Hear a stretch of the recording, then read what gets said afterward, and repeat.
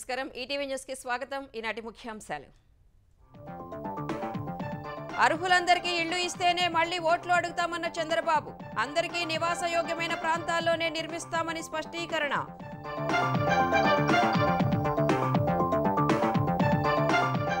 ఏలూరు జిల్లా వడ్లమానులో 206 బంగారు కుటుంబాల గుర్తింపు నూజివీడు సీట్స్ అధినేతకు అభివృద్ధి చేసే బాధ్యత ఇచ్చిన సీఎం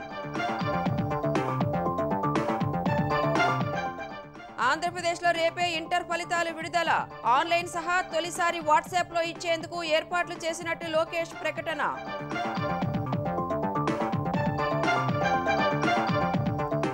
మూసీ పునరుజ్జీవం పనుల్లో వేగం పెంచాలన్న రేవంత్ రెడ్డి ఫ్యూచర్ సిటీకి మెట్రో విస్తరణపై తుది ప్రతిపాదనల రూపకల్పనకు ఆదేశం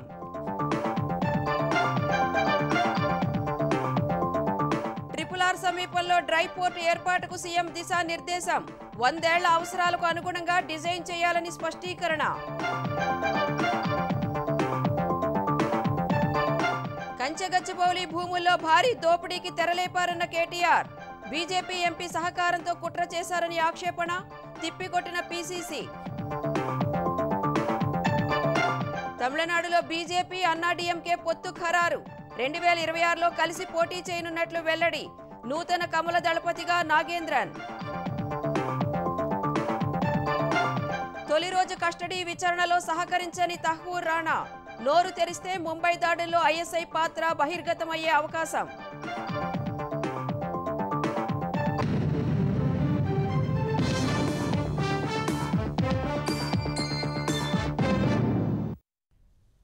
ఆంధ్రప్రదేశ్లో అర్హులందరికీ స్థలం ఇచ్చి ఇళ్లు కట్టాకే మళ్లీ ఓట్లు అడుగుతామని సీఎం చంద్రబాబు స్పష్టం చేశారు. వైసీపీ ప్రభుత్వం అనువుగాని చోట ఇళ్ల స్థలాలు ఇచ్చిందని ఆగ్రహం వ్యక్తం చేశారు. తాము అందరికీ నివాసయోగ్యమైన ప్రాంతాల్లోనే ఇళ్లు నిర్మిస్తామని చెప్పారు. త్వరలోనే బీసీ రక్షణ చట్టం తెస్తామని వెల్లడించారు. సమాజంలో ఆర్థిక అసమానతలు తగ్గాలనే P4 అనే సరికొత్త కార్యక్రమానికి శ్రీకారం చుట్టామన్నారు. P4కు అందరూ అండగా నిలవాలని పిలుపునిచ్చారు. ఏలూరు జిల్లా ఆగిరిపల్లి మండలం వడ్లమానులో పర్యటించిన ముఖ్యమంత్రి చంద్రబాబు జ్యోతిరావు పూలే జయంతి వేడుకల్లో పాల్గొన్నారు. తర్వాత కులవృత్తులు చేసుకునే వారి ఇళ్లకు వెళ్లి వారి సమస్యలు అడిగి తెలుసుకున్నారు. బీసీ వర్గానికి చెందిన నక్కబోయిన కోటయ్య ఇంటికి వెళ్లిన చంద్రబాబు కోటయ్య పశువుల పాకను పరిశీలించారు. గేదెల పెంపకం ద్వారా వచ్చే ఆదాయాన్ని అడిగి తెలుసుకున్నారు. బీసీ వర్గానికి చెందిన మరో వ్యక్తి బత్తుల జగన్నాథం క్షౌరశాలను పరిశీలించిన సీఎం ఆయనకు అత్యాధునిక పనిముట్లతో కూడిన కిట్ బహుకరించారు. అనంతరం నిర్వహించిన ప్రజావేదికలో పాల్గొన్న చంద్రబాబు జిల్లాల వారీగా బీసీ భవన్లకు శ్రీకారం చుట్టామన్నారు. కూటమి ప్రభుత్వానికి మొదటి ప్రాధాన్యత బీసీల సంక్షేమమే అని వివరించారు. అన్ని వర్గాలతో సమానంగా అవసరమైతే అన్ని వర్గాల కంటే మిన్నగా ముందుండే విధంగా వెనుకబడిన వర్గాలను తయారు చేయడమే ఈ ప్రభుత్వ ఆలోచన. అమరావతిలో కూడా పర్మనెంట్ గా సివిల్ సర్వీస్ కోచింగ్ సెంటర్ ఏర్పాటు చేస్తున్నాం. డిఎస్సిలో ఎక్కువ మంది బీసీలు పాస్ కావడానికి శిక్షణా కార్యక్రమాలు పెట్టి వారికి ఎక్కువ ఉద్యోగ అవకాశాలు కల్పిస్తాం. బీసీలకు కూడా ఒక సబ్ ప్లాన్ తీసుకొచ్చి 48,000 కోట్ల రూపాయలు బీసీల సంక్షేమానికి ఖర్చు పెడతామని చెప్పి కూడా నేను మీకు తెలియజేస్తున్నా. బీసీ రక్షణ చట్టం కూడా సబ్ కమిటీ వేశాం. ఆ రిపోర్ట్ ను ఆధారంగా చేసుకుని వారికి కూడా న్యాయం చేయడం కోసం ముందుకు పోతాం. భవిష్యత్తులో ప్రతి ఒక్క ఇంటికి గ్రామాలైతే 3 సెంట్లు ఇంటి జాగా ఇస్తాను. 5 సంవత్సరాల తర్వాత ప్రతి ఒక్కరి ఇంటికి ఇంటి జాగా ఇచ్చి ఇండ్లు కట్టించిన తర్వాతనే మళ్ళీ మీ ఎలక్షన్ లో ఓటు కోసం మీ దగ్గరికి వస్తాం. ఆ ఇండ్లు కూడా నివాసయోగ్యమైన ఇండ్లు కడతాం. సంపద అనేది ఏ ఒక్కరికో పరిమితం కాకూడదని, ఆర్థికంగా ఉన్నత స్థితిలో ఉన్నవారు సమాజానికి తిరిగివ్వాలని సీఎం చంద్రబాబు అన్నారు. వడ్లమానులో 206 బంగారు కుటుంబాలను గుర్తించినట్లు చెప్పారు. వీరిని పైకి తెచ్చే బాధ్యతను నూజివీడు సీడ్స్ కంపెనీ అధినేత ప్రభాకర్ తో పాటు 6 మార్గదర్శులకు సీఎం అప్పగించారు. ప్రభాకర్ గారిని మనస్ఫూర్తిగా అభినందిస్తున్నా. ఒక స్ఫూర్తిదాయకంగా ముందుకొచ్చాడు. 4 సంవత్సరాల్లో ప్రభుత్వం చేసేదానికి అదనంగా 15-20 కోట్లు ఖర్చు పెడతారు. డబ్బులు ఒక ఎత్తైతే మీరు చూపించే స్ఫూర్తి, టైమ్లీ వాళ్ళకిచ్చే సలహాలు చాలా ముఖ్యం. Short term, medium term, long term. మనతో సమానంగా నా ఉద్దేశం ఒకటి, ఈ రోజు వీళ్ళు ఇక్కడ కూర్చున్నారు, రేపు వీళ్ళ పిల్లలు మార్గదర్శకులుగా తయారు కావాలని, అంటే ఆ ఉన్నతమైన స్థాయికి ఎదగాలని. ఇది కంటిన్యూగా చేయాలనుకుంటున్నాను. ఏదో 1 సంవత్సరం 2 సంవత్సరాలు కాదు. సమాజంలో ఆర్థిక అసమానతలు తగ్గాలి. ఒక జీవితంలో ఇంత కష్టపడుతున్నామంటే ఒక స్థాయి వరకు సొంతానికి కష్టపడతాం, వ్యక్తిగతంగా కష్టపడతాం, ఆ తర్వాత మంచి పేరు కోసం కష్టపడతాం. అలాంటి ప్లాట్ఫామే ఈ జీరో పావర్టీ P4 మార్గదర్శి బంగారు కుటుంబం అని మరొక్కసారి మీ అందరికీ విజ్ఞప్తి చేస్తున్నా. అప్పులు చేసి అవినీతి చేస్తే సమాజానికి మనుగడ ఉండదని చంద్రబాబు స్పష్టం చేశారు. జిల్లాలో చింతలపూడి ఎత్తిపోతలను త్వరలో పూర్తి చేస్తామని హామీ ఇచ్చారు. లెర్నింగ్ ఎక్సలెన్స్ ఇన్ ఆంధ్రప్రదేశ్ పేరిట ప్రపంచ స్థాయి ప్రమాణాలతో రాష్ట్ర ప్రభుత్వం నెలకొల్పే తొలి పాఠశాలను మంగళగిరిలోనే ఏర్పాటు చేయబోతున్నట్లు ఏపీ విద్యాశాఖ మంత్రి నారా లోకేష్ చెప్పారు. 4వ రోజు మన ఇల్లు మన లోకేష్ కార్యక్రమం నిర్వహించిన లోకేష్ రత్నాల చెరువుకు చెందిన 600 మందికి, తాడేపల్లిలోని మహానాడు ప్రాంతానికి చెందిన 430 మంది పేదలకు శాశ్వత పట్టాలు మంత్రి పంపిణీ చేశారు. విజయవాడలో రిటైనింగ్ వాల్ నిర్మించినట్లే మంగళగిరి నియోజకవర్గ పరిధిలో కృష్ణానది వెంబడి 300 కోట్ల రూపాయల వ్యయంతో రిటైనింగ్ వాల్ నిర్మించనున్నట్లు ప్రకటించారు. మంగళగిరి నియోజకవర్గానికి ఇచ్చిన ప్రత్యేక హామీలను యుద్ధ ప్రాతిపదికన అమలు చేస్తామన్నారు. చాలా మంది నాకు చెప్పారు, మీరు 2 స్థానాల్లో పోటీ చేయండి, ఆల్రెడీ మీరు ఇబ్బంది పడ్డారు, మళ్ళీ మీరు ఇబ్బంది పడకూడదని. నేను వాళ్ళకి ఒకటే చెప్పా, 5 సంవత్సరాలు కష్టపడ్డాను, మంగళగిరి ప్రజల మనసు గెలుచుకున్నానని నేను భావిస్తున్నా. ఒకే స్థానంలో పోటీ చేస్తా, అది మంగళగిరిలో నేను పోటీ చేస్తా అని చెప్పా. Leap learning excellence in Andhra Pradesh అని ఒక కార్యక్రమం చేపడుతున్నాం. దాంట్లో భాగంగా మొదటి స్కూల్, వరల్డ్ క్లాస్ తరహా స్కూల్ మంగళగిరి నియోజకవర్గంలోనే నేను అభివృద్ధి చేయబోతున్నానని మీకు తెలుతున్నా. కాంట్రాక్టర్లు కొంచెం భయపడుతున్నారు తల్లి, ఎందుకంటే నేను ఎక్కువ టైం ఇవ్వట్లేదు. 50 రోజుల్లో ఆ స్కూల్ మొత్తం రూపురేఖలు మారిపోవాలని చెప్తున్నా. విజయవాడ మెట్రో రైలు ప్రాజెక్టు కోసం గన్నవరం, పెనమలూరు నియోజకవర్గాల పరిధిలో అవసరమైన భూసేకరణకు అధికారులు చర్యలు చేపట్టారు. ఈ మేరకు గన్నవరం, కేసరపల్లిలో ఆర్డీఓ సుబ్రహ్మణ్యం రెవెన్యూ అధికారులతో కలిసి Vijayawada metro project chief, project manager GP Rangarao పర్యటించారు. బస్టాండ్, హెచ్సీఎల్, కేసరపల్లి కూడలిలో 12:42 మీటర్లతో నిర్మించే మెట్రో స్టేషన్లకు అవసరమైన భూసేకరణపై చర్చలు జరిపారు. ఈ ప్రాజెక్టు మొదటి కారిడార్లో భాగంగా 26 కిలోమీటర్లు నిర్మించనున్నారు. ఈ కారిడార్ PNBS నుంచి గన్నవరం వరకు ఉండనుంది.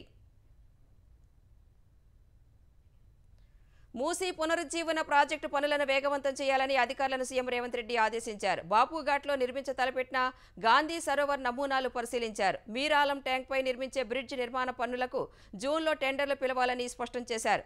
భవిష్యత్ అవసరాలకు తగినట్లుగా డ్రైపోర్టు నిర్మించాలన్న సీఎం RRR పనుల్లోనూ వేగం పెంచాలన్నారు. ఫ్యూచర్ సిటీ వరకు మెట్రో విస్తరణకు తుది ప్రతిపాదనలు సిద్ధం చేయాలని అధికారులకు దిశానిర్దేశం చేశారు.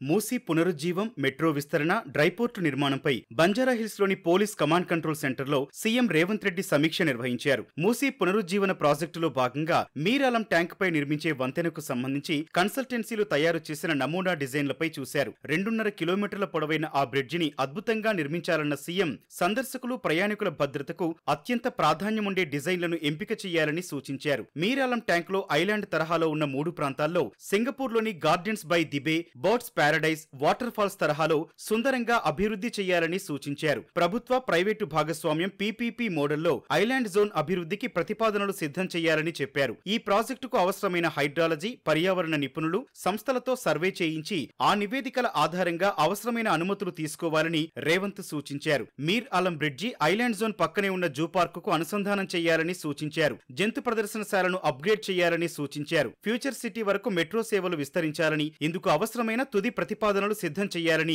మెట్రో విస్తరణపై సమీక్షలో అధికారులను సీఎం ఆదేశించారు. 2వ దశ విస్తరణకు సంబంధించిన ప్రతిపాదనల పురోగతిని తెలుసుకున్నారు. కేంద్ర ప్రభుత్వం నుంచి అనుమతి రావాల్సి ఉందని, ఇప్పటికే ఢిల్లీలో అధికారులను కలిసి సంప్రదింపులు జరిపినట్లు అధికారులు వివరించారు. ఎయిర్పోర్ట్ నుంచి ఫ్యూచర్ సిటీలోని young India skill development university వరకు 40 కిలోమీటర్ల మేర మెట్రో విస్తరించేందుకు కొత్త ప్రణాళిక సిద్ధం చేయాలని అధికారులను సీఎం ఆదేశించారు. దాదాపు 30,000 ఎకరాల విస్తీర్ణంలో ఫ్యూచర్ సిటీ అభివృద్ధి చెందుతుందని, భవిష్యత్ నగర విస్తరణ అవసరాల దృష్ట్యా మెట్రోను మీర్ఖాన్ పేట వరకు పొడిగించాలని చెప్పారు. అందుకు అవసరమయ్యే అంచనాలతో DPR తయారు చేసి కేంద్రానికి పంపించాలని సూచించారు. HMDA, ఫ్యూచర్ సిటీ డెవలప్మెంట్ అథారిటీలు సంయుక్తంగా ఆ బాధ్యత తీసుకోవాలన్నారు. ఇదే సమయంలో జాతీయ రహదారుల నిర్మాణం, RRR పనుల పురోగతిపై సమీక్షించిన సీఎం రానున్న 100 ఏళ్ల అవసరాలకు అనుగుణంగా డ్రైపోర్టుకు రూపకల్పన చేయాలని సూచించారు. RRR సమీపంలో సరైన ప్రాంతంలో డ్రైపోర్టు ఉండాలన్నారు. హైదరాబాద్, విజయవాడ గ్రీన్ఫీల్డ్ రహదారి నిర్మాణంపై కేంద్ర హోంశాఖ ఆదేశాల మేరకు పనులు పూర్తి చేయాలన్నారు. RRR ఉత్తర భాగానికి భూసేకరణ పూర్తి చేయడం సహా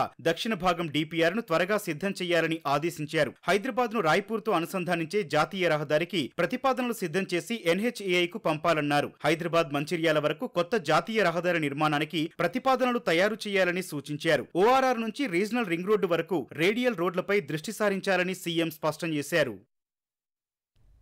బడుగు బలహీన వర్గాల అభ్యున్నతికి తన జీవితాన్ని అంకితం చేసిన మహనీయుడు జ్యోతిబా పూలే అని తెలంగాణ సీఎం రేవంత్ రెడ్డి కొనియాడారు. జ్యోతిబా పూలే జయంతిని సందర్భంగా హైదరాబాద్ అంబర్పేటలో ఆయన విగ్రహానికి పూలమాల వేసి నివాళులర్పించిన సీఎం అంటరానితనం, కుల వివక్ష నిర్మూలనకు పూలే అలుపెరగని పోరాటం చేశారని తెలిపారు.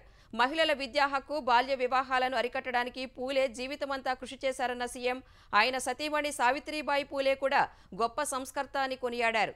తెలంగాణ ప్రభుత్వం సావిత్రిబాయి పూలే జయంతిని మహిళా ఉపాధ్యాయ దినోత్సవంగా ప్రకటించినట్టు గుర్తు చేశారు. జ్యోతిబా పూలే అడుగుజాడలో నడుస్తున్న కాంగ్రెస్ ప్రభుత్వం బడుగు బలహీన వర్గాల అభివృద్ధికి కృషి చేస్తోందని రేవంత్ రెడ్డి పేర్కొన్నారు. అనంతరం పూలే విగ్రహ ఏర్పాటుకు నెక్లెస్ రోడ్లోని లేక్ వ్యూ పార్క్ వద్ద స్థల పరిశీలన చేశారు. కంచెగచ్చిబౌలి భూముల అమ్మకంతో కాంగ్రెస్ ప్రభుత్వం భారీ ఆర్థిక నేరానికి పాల్పడిందని మాజీ మంత్రి బీఆర్ఎస్ కార్యనిర్వాహక అధ్యక్షుడు కేటీఆర్ ఆరోపించారు. ఈ వ్యవహారంలో సీఎం రేవంత్ రెడ్డికి ఓ బీజేపీ ఎంపీ పూర్తి స్థాయిలో సహకరించారని ఆక్షేపించారు. తెలంగాణ భవన్లో మీడియాతో మాట్లాడిన కేటీఆర్ కాంగ్రెస్ ప్రభుత్వం మోసం, విధ్వంసం, దృష్టి మళ్లించడం అనే విధానాలతో పాలన సాగిస్తోందన్నారు. కంచెగచ్చిబౌలిలో అటవీ భూమిని రేవంత్ రెడ్డి ప్రభుత్వం బ్యాంకుల వద్ద తాకట్టు పెట్టి రుణం తీసుకుందని తెలిపారు. ఈ అంశంలో వాల్టా, ఫారెస్ట్ చట్టాలను కాంగ్రెస్ ప్రభుత్వం ఉల్లంఘించిందన్నారు. భూముల తాకట్టు కోసం బీజేపీ ఎంపీ సారథ్యంలో బ్రోకరేజ్ కంపెనీ తీసుకొచ్చారని ఆరోపించారు. ఆ ఎంపీకి సీఎం రేవంత్ రెడ్డి అనుచిత లబ్ధి చేకూరుస్తున్నారని తెలిపారు. త్వరలోనే ఆ బీజేపీ ఎంపీ ఎవరో చెబుతానని కేటీఆర్ పేర్కొన్నారు. ఈ వ్యవహారంపై కేంద్ర దర్యాప్తు సంస్థలకు లేఖ రాస్తున్నామని, కేంద్రం, ఆర్బీఐ, సిబిఐ, సెబీ, ఎస్ఎఫ్ఐఓ దర్యాప్తు చేయాలని కోరుతున్నామని కేటీఆర్ వివరించారు.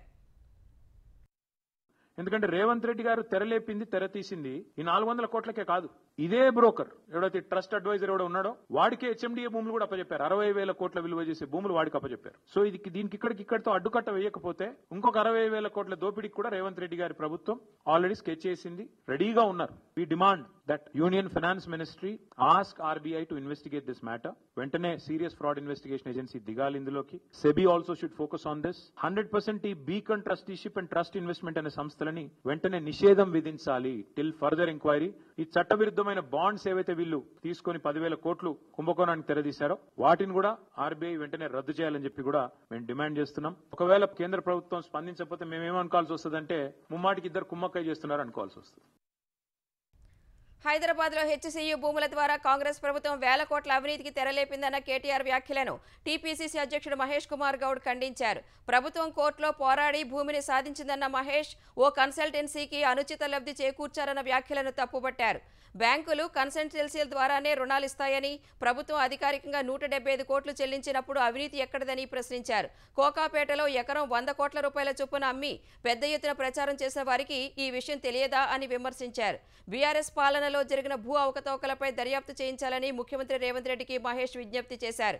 బీఆర్ఎస్ హయాంలో ఎన్ని వేల ఎకరాలు డీఫారెస్ట్ చేసింది, ఎన్ని కొండలు కరిగిపోయాయో చర్చకు రావాలని కేటీఆర్కు టీపీసీసీ అధ్యక్షుడు సవాల్ విసిరారు.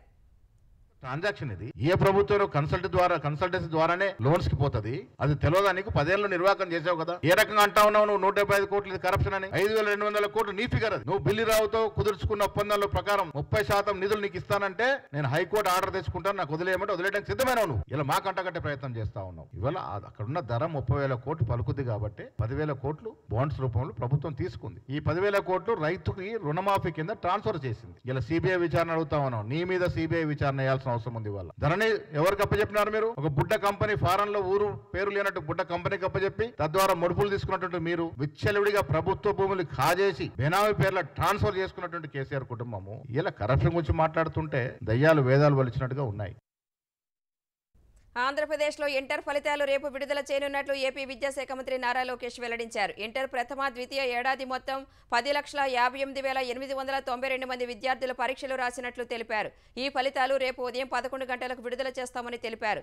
ఈ ఫలితాలను results.bae.ap.gov.in వెబ్సైట్ లేదంటే మనమిత్ర వాట్సాప్ నెంబర్ 9552300009 ద్వారా పొందవచ్చని తెలిపారు. మనమిత్ర వాట్సాప్ నెంబర్కు హాయ్ అని సందేశం పంపి ఫలితాలు తెలుసుకోవచ్చని వివరించారు.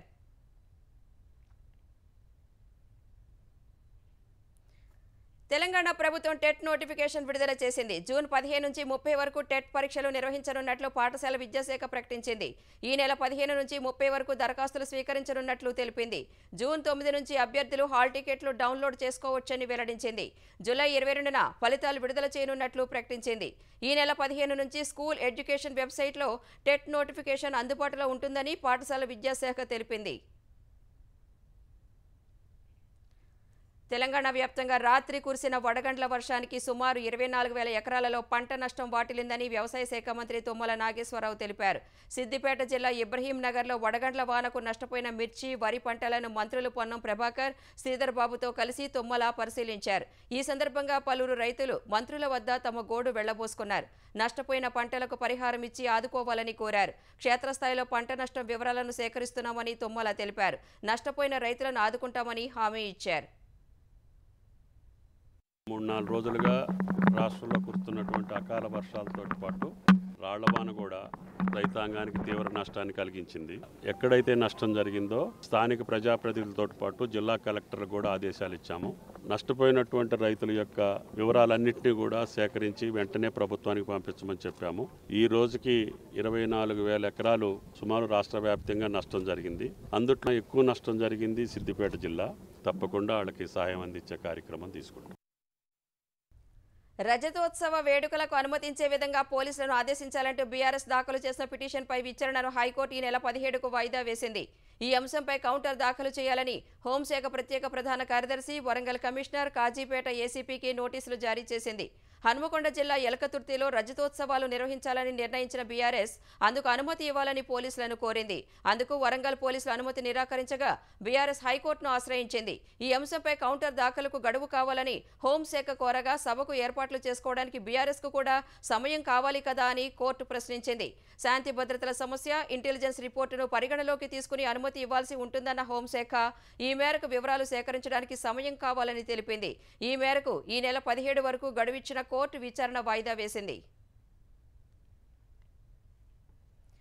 మాజీ సీఎం జగన్ సతీమణిని దూషించిన కేసులో చేబ్రోలు కిరణ్కు మంగళగిరి కోర్టు 14 రోజుల రిమాండ్ విధించింది. జగన్ సతీమణి భారతిపై సామాజిక మాధ్యమాల్లో అభ్యంతరకరమైన వ్యాఖ్యలు చేసిన కిరణ్ను నిన్న అరెస్టు చేసిన పోలీసులు ఇవాళ మంగళగిరి కోర్టులో హాజరుపరిచారు. కిరణ్పై బీఎన్ఎస్ సెక్షన్ 111 కింద కేసు పెట్టడంపై న్యాయమూర్తి అభ్యంతరం తెలిపారు. మంగళగిరి గ్రామీణ సీఐపై ఆగ్రహం వ్యక్తం చేశారు. ఇష్టానుసారం సెక్షన్లు పెట్టి చట్టాన్ని అవహేళన చేస్తున్నారని జడ్జి ఆగ్రహం వ్యక్తం చేశారు. మంగళగిరి సీఐ శ్రీనివాసరావుకు ఛార్జ్ మెమో జారీ చేసి లిఖితపూర్వక వివరణ ఇవ్వాలని ఎస్పీకి ఆదేశాలు జారీ చేశారు. సీఎం చంద్రబాబు నివాసంపై దాడి కేసులో నిందితుడు వైసీపీ నేత జోగి రమేష్ను ఏపీ సిఐడి అధికారులు గంటసేపు విచారించారు. విజయవాడలోని తాడిగడప సిఐడి కార్యాలయంలో జోగి రమేష్ విచారణ జరిగింది. చంద్రబాబు నివాసంపై దాడి కేసులో రమేష్తో పాటు మరో 10 మందికి సిఐడి అధికారులు నోటీసులు జారీ చేశారు. 8 మంది మాత్రమే విచారణకు హాజరు కాగా జోగి రమేష్ సోదరుడు జోగి రాము విచారణకు రాలేదు. కేసులు పెట్టడం తప్ప ఏం చేయగలరంటూ విచారణ అనంతరం జోగి వ్యాఖ్యానించారు. సిఐడి అధికారులు అడిగిన అన్ని ప్రశ్నలకు సమాధానం చెప్పానని తెలిపారు. అవసరమైతే మళ్లీ విచారణకు హాజరవుతానని అన్నారు. రెండో భద్రాద్రిగా పేరుగాంచిన కడప జిల్లాలోని ఒంటిమిట్ట శ్రీ కోదండరామస్వామి కళ్యాణోత్సవం అంగరంగ వైభవంగా జరిగింది. కళ్యాణం వేళ రామయ్య క్షేత్రం విద్యుత్ దీపకాంతులు, పుష్పాలంకరణతో దేదీప్యమానంగా మెరిసిపోయింది. సీతారాముల కళ్యాణాన్ని వీక్షించలేదని చంద్రుడు బాధపడుతున్న సమయంలో ఆయన కోరిక తీర్చడానికి శ్రీరాముడు పౌర్ణమికి ముందు రోజైన చతుర్దశి రోజున ఒంటిమిట్టలో రాత్రివేళ వివాహం చేసుకుంటాడనేది ప్రతీతి. ఈ ఆనవాయితీ ప్రకారం సీఎం చంద్రబాబు దంపతులు స్వామివారికి ప్రభుత్వం తరపున పట్టు వస్త్రాలు, ముత్యాల తలంబ్రాలు సమర్పించారు. అనంతరం మూల విరాట్కు ప్రత్యేక పూజలు చేసి తీర్థ ప్రసాదాలను స్వీకరించారు. పండు వెన్నెలలో జగత్ కళ్యాణ ఘట్టాన్ని భక్తకోటి 1000 కళ్లతో చూసి తరించింది.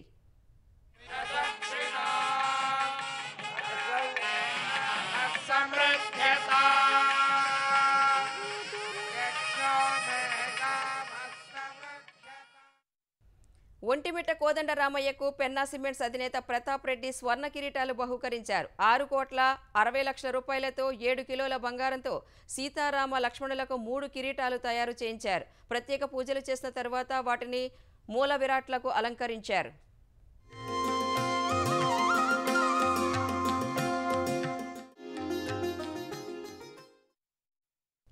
2008లో ముంబైపై ఉగ్రదాడి కీలక సూత్రధారి తహ్వూర్ రాణాను జాతీయ దర్యాప్తు సంస్థ ఎన్ఐఏ విచారిస్తోంది. 18 రోజుల కస్టడీకి కోర్టు అనుమతించక ఇవాళ సీల్డ్ రూమ్లో సీసీటీవీ పర్యవేక్షణ మధ్య ఎన్ఐఏ అతన్ని ప్రశ్నించింది. తొలి రోజున రాణా విచారణకు సహకరించలేదని తెలిసింది.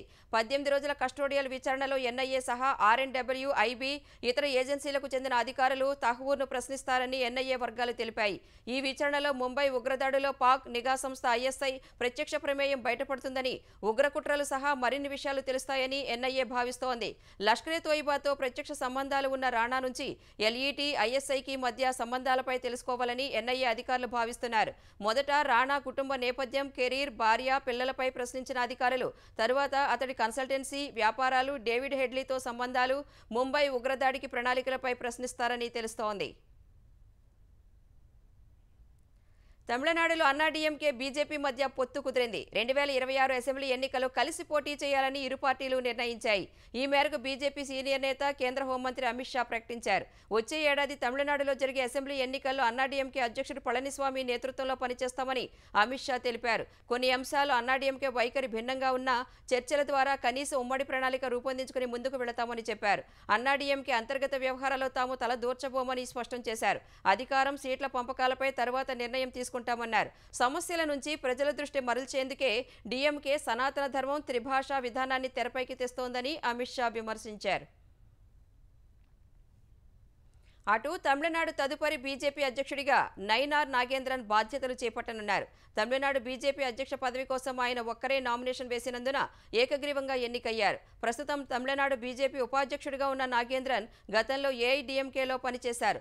అన్నామలై సేవల్ని జాతీయ స్థాయిలో వినియోగించుకుంటామని సామాజిక మాధ్యమం ఎక్స్లో హోంమంత్రి అమిత్ షా తెలిపారు.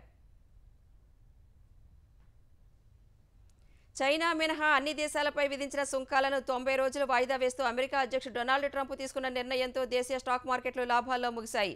ప్రపంచ మార్కెట్లలో ప్రతికూల పవనాలు ఉన్నప్పటికీ దేశీయ మార్కెట్లలో కొనుగోళ్లు జోరందుకోగా సెన్సెక్స్ 1310 పాయింట్లు ఎగబాకింది. ఈ ఉదయం 74,835 పాయింట్ల వద్ద ప్రారంభమైన సూచీ మొదట్లో స్వల్ప హెచ్చుతగ్గులకు గురైంది. ఓ దశలో 74,763 పాయింట్ల కనిష్ట స్థాయికి క్షీణించింది. అనంతరం కొనుగోళ్లు పెరగడంతో 75,467 పాయింట్ల గరిష్ట స్థాయిని తాకిన సూచీ చివరికి 75,157 పాయింట్ల వద్ద స్థిరపడింది. జాతీయ స్టాక్ ఎక్స్చేంజీ సూచీ నిఫ్టీ 429 పాయింట్లు పెరిగి 22,828 పాయింట్ల వద్ద ముగిసింది. అమెరికాలోని న్యూయార్క్లో ఓ హెలికాప్టర్ ప్రమాదవశాత్తు నదిలో కుప్పకూలిన ఘటనలో 3 చిన్నారులు సహా 6 మరణించారు. మృతుల్లో దిగ్గజ టెక్నాలజీ కంపెనీ సీమెన్స్ స్పెయిన్ విభాగ అధిపతి సీఈఓ, ఆయన కుటుంబ సభ్యులు ఉన్నారని అధికారులు తెలిపారు. అమెరికా కాలమానం ప్రకారం గురువారం మధ్యాహ్నం జర్మనీకి చెందిన Siemens technology company CEO Augustan Escobar తన కుటుంబంతో కలిసి న్యూయార్క్ పర్యటనకు వెళ్లారు. వారు వెళుతున్న బెల్ 206 హెలికాప్టర్ హడ్సన్ నది మీదుగా వెళుతున్న సమయంలో ప్రమాదానికి గురై మంటలు చెలరేగాయి. ఈ ఘటనలో ఎస్కోబార్, ఆయన భార్య, 3 పిల్లలు, పైలట్ చనిపోయారు.